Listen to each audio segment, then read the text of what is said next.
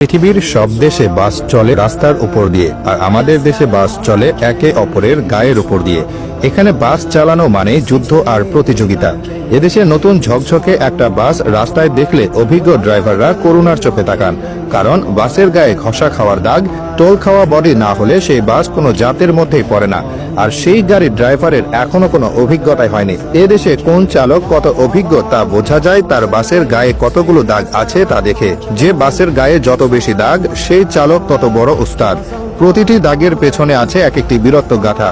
কোনোটা হয়তো ফার্মগেটের জ্যামে অন্য বাসকে 1 ইঞ্চি জায়গায় হারিয়ে দেওয়ার চিহ্ন, আবার কোনোটা হয়তো মহাখালীর মোড়ে রেষারেষিতে জেতার গৌরব বহন করছে। এদেশে বাস চালকদের মধ্যে এক অদ্ভুত প্রতিযোগিতা কাজ করে। কে কার আগে যাবে, কে কার আগে যাত্রী তুলবে, এই নিয়ে চলে এক নিরন্তর শীতল যুদ্ধ।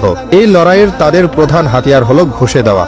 দুটো বাসের মধ্যে যখন 1 সুতার ব্যবধানও থাকে না, তখন আমাদের দেশের চালকেরা সেখান দিয়ে গাড়ি চালিয়ে দেন।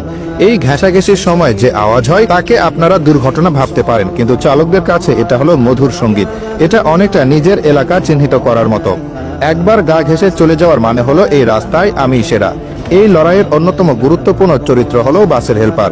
বাসের দরজা থেকে ঝুলে অর্ধেক শরীর বাইরে রেখে সে যেভাবে ডাইনে চাপান ওস্তাদ, খালি আছে ঢুকাইয়া দেন, বামে পুরা খালি বলে চিৎকার করে, তা শুনলে মনে হয় যেন সেনাপতি তার সৈন্যদলকে নির্দেশ দিচ্ছে। ড্রাইভার আর হেল্পারের এই বোঝাপড়া এতটাই নিখুঁত যে ড্রাইভার চোখ বন্ধ করেও হেল্পারের নির্দেশে বাসকে এমন সব সরু গলি দিয়ে বের করে আনতে পারেন যা পদার্থবিজ্ঞানের সব সূত্রকে হার মানায়। আর যাত্রীরা, তারা এই মহাবিপর্যয়ের নীরব দর্শক। এদেশে লোকাল বাসে চড়ার অভিজ্ঞতা অনেকটা রোলার কোস্টারে চড়ার মতো, তবে এখানে কোনো সিট বেল্ট থাকে না। আর কোচ বাসে চড়ার অভিজ্ঞতা অনেকটা রকেটে চড়ার মতো। হঠাৎ ব্রেক কষলে আপনি নিউটনের প্রথম সূত্র হাতে কলমে শিখতে পারবেন।